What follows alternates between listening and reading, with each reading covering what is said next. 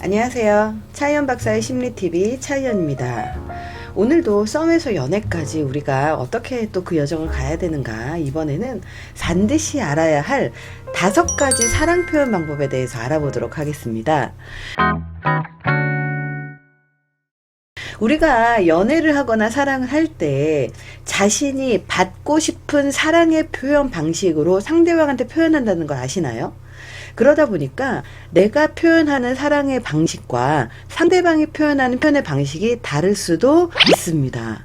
그래서 이 다른 표현의 방식을 이해하고 상대방이 원하는 사랑의 표현 방법대로 표현을 했을 때 훨씬 더 안정감 있게, 그리고 훨씬 더 사랑이 더 커지는 걸 알게 됩니다. 사랑받는다는 느낌을 들게 하는 게 사람마다 다른데요. 게리 체프먼이 5가지 사랑의 언어에서 사람마다 사랑을 주고 받는 방식이 5가지로 다르다는 방법을 알려줍니다. 이 5가지 언어의 표현 방식만 알면 나도 상대방한테 맞는 표현 방식을 할 수도 있고, 그 사람이 나한테도 원하는 표현 방식을 하게끔 유도할 수도 있다는 거예요. 그래서 이 5가지 중에 첫 번째가 바로 인정하는 말, 2번째가 함께하는 시간, 3번째가 선물, 4번째가 봉사, 5번째가 스킨십입니다. 인정하는 말에 대해서 되게 사랑을 많이 느끼는 사람들은 이 사랑의 언어를 쓰는 사람들이라고 이야기할게요. 이 인정하는 말에 사랑의 언어를 쓰는 사람들은 사랑해 라는 말을 들어야지 본인이 사랑을 받고 있다라는 사실을 알게 된다는 거예요. 그래서 이왕이면 말로써 사랑을 하는데 왜 사랑하고 어떤 게 사랑하는지, 어떤 것을 사랑하는지를 계속해서 얘기해 주는 게 좋습니다. 그래서 예를 들어서 당신이 나한테 맛있게 음식 해줘서 너무 고마워. 당신 이번에 다이어트 좀 했나봐. 운동을 그 시간 동안, 2시간 동안이나 매일 일주일 동안 했네. 정말 축하해. 그리고 우리 파트너가 자신감을 잃었을 때 이 사람을 격려하면서 얼마나 능력 있는 사람인지도 일깨워줘야 돼요. 이번에는 운이 나빠서 실패했지만 당신은 정말로 그거를 할 수 있는 능력도 있고, 그리고 그거는 당신밖에 못하는 일이기 때문에 걱정하지 마. 언젠가는 기회가 올 거야. 그 외로도요, 옷이나 머리나 외모를 칭찬하기도 하고요.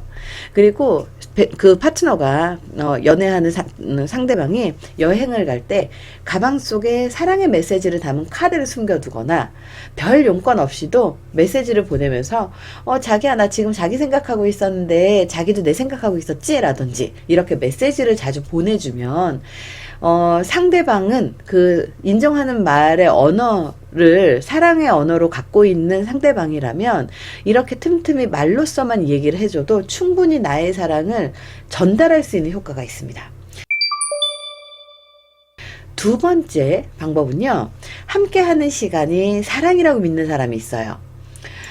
이렇게 함께하는 시간, 그리고 오직 상대방한테 관심을 쏟는 게 그 사람들한테 중요한 사람들이 있어요.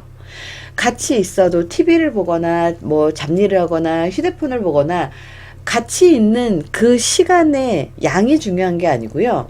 그 시간 동안에 질적인 것들까지 고려하는 사람들이 있습니다. 그래서 매일 시간을 내서 그 둘이서 배우자나 파트너하고 시간을 보내는 거죠. 출근 전에 함께 커피를 마신다거나 퇴근 후에 같이 커피를 마시러 나간다거나 우리 같이 산책할까? 그러면서 손잡고 산책을 한다거나 퇴근 후에 전화는 놔두고요. 단 둘이서 하루 종일 있었던 일들을 얘기를 하는 거예요. 그러면서 그랬어? 배우자가 그렇게 얘기를 하거나 연애하는 상대방, 파트너가 그렇게 얘기하면 우리의 대응은 이렇게 해야 돼요. 아, 그랬구나. 아, 그랬어. 그래서 어떻게 됐어? 잘 들어주고, 그리고 질문을 하는 것만으로도 이 함께하는 시간을 충분히 갖고 있다고 느끼게 해드릴 수 있다는 거예요. 데이트 약속을 정하고 만나기도 하고요. 특히 오래된 연인일수록 같이 살고 있거나 아니면 너무 습관적으로 매일 저녁 때 만나야 돼 라든지 이번 주말엔 당연히 만나야지 이렇게 생각하시는 경우가 굉장히 많거든요. 이럴 경우에는 이번 주 목요일에 우리 따로 데이트 좀 할까? 일부러 데이트란 단어를 써서 데이트 시간을 잡는 거예요. 그래서 로맨틱한 시간을 일부러 만드는 거죠. 가능하면 같은 시간에 잠자리에 드는 것들도 추천합니다. 그리고요, 휴가를 보내더라도 꼭 멀리 가는 게 아니라 집에서 단둘이 보내는 휴가 계획을 짜는 것도 굉장히 중요합니다. 세 번째는요, 선물입니다. 선물을 주고 받는 것에서 굉장히 사랑을 느끼는 사람들이 있는데, 이 선물이라고 해서 왜곡돼서 고가의 선물이라고 생각을 할 수도 있는데요. 이 선물에서 사랑을 느끼는 사람들은 이 선물을 주는 이 사람이 이 선물을 사서 나한테 주기 위해서 얼마나 고민을 했을까, 이걸 고르기 위해서 얼마나 시간을 들였을까, 이 선물을 고르는 사이에 내 생각을 그만큼 했겠네, 이 마음 때문에 선물 받는 것을 사랑의 언어라고 생각을 하는 거예요. 이런 사람들한테 선물은 굉장히 의미 있는 선물이 굉장히 좋습니다. 예를 들어서 그 사람이 좋아하는 공연이 열렸을 때 말 그대로 우리가 광클이라고 하잖아요. 광클을 해가지고 구하기 힘든 표를 구해서 준다거나, 혹은 이 사람이 좋아하는 그런 아이템들이 있거든요. 예를 들어서 핑크색이면 다 좋아해. 그러면 지나가다가 핑크색을 사다 준다거나, 아니면 키티 인형을 좋아해. 그러면 키티 인형을 사다 준다거나, 우리 한정판이라고 하는 것들이 다 그런 의미를 갖고 있거든요. 그래서 그 사람이 좋아하는 류의 것들을 이제 기억을 해뒀다가 사주는 거죠.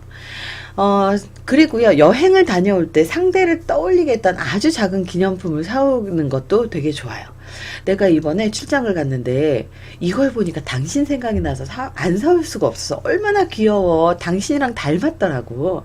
이렇게 작지만 소중한 선물을 사다 주는 거예요. 혹은 이 친구가 어렸을 때 자주 갖고 놀았던 과자라든지 장난감, 먹었던 과자라든지 장난감, 이 사람이 과거에 살았었던 지역에서만 판매하는 특산품, 이런 것들이 되게 좋은 선물들에 해당하는 거죠.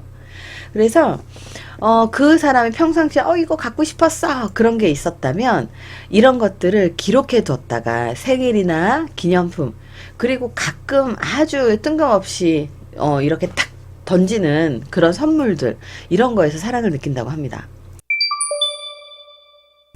네 번째는요, 봉사입니다. 이 봉사가 뭐냐면 청소를 해준다거나 장보기를 대신 해준다거나, 내가 반드시 해야 되는 일을 배우자가 대신 해준다면 거기에서 내가 사랑받고 있구나 라고 느낀다라는 거예요. 그래서 이런 경우에는 그 상대방이 원하지 않는 봉사도 있을 수 있습니다. 그리고 그 상대방이 원하는 봉사가 따로 있을 수 있거든요.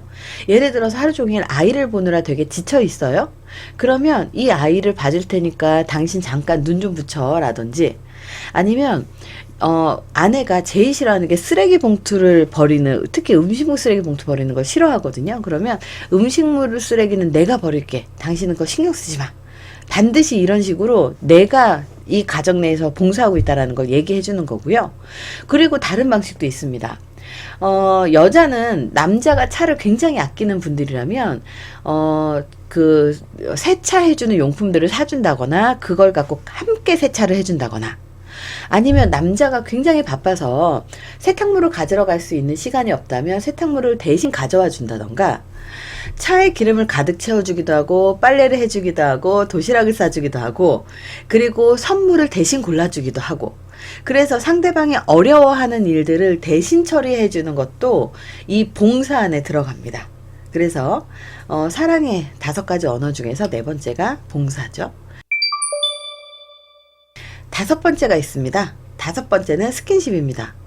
사랑의 언어가 스킨십인 사람들은요, 모든 종류의 신체적 접촉을 굉장히 좋아합니다. 손잡는 거, 포옹하는 거, 등을 쓰다듬는 거, 머리 이렇게 쓰다듬는 것, 그리고 이런 되게 다양한 신체적인 접촉을 통해서 사랑을 표현을 하고 사랑을 표현받는 걸 좋아한다라는 거예요. 그래서 대화를 할 때 손을 잡고 있는다거나, 아니면 손을 잡고 있어서 손을 이렇게 계속해서 만진다거나, 아니면 목을 이렇게 쓰다듬는다거나, 이런 스킨십입니다.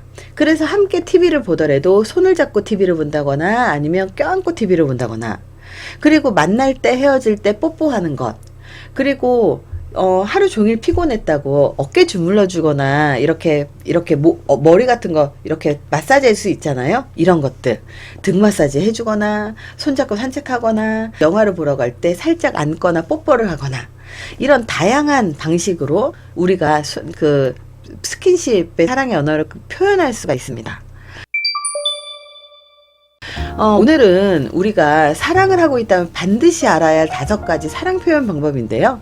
상대방이 어떤 사랑의 언어를 갖고 있는지를 파악하시죠? 그리고 난 다음에 그 사람이 원하는 방식으로 사랑을 표현하는 것, 그것이 인정하는 말인지, 함께하는 시간인지, 선물인지, 봉사인지, 스킨십인지, 여기에서 어디에 해당하는지를 빠르게 파악을 한번 해보시고 사랑을 표현해 보시는 건 어떨까요? 도움이 되었다면 좋아요, 구독, 알림 눌러주세요. 감사합니다.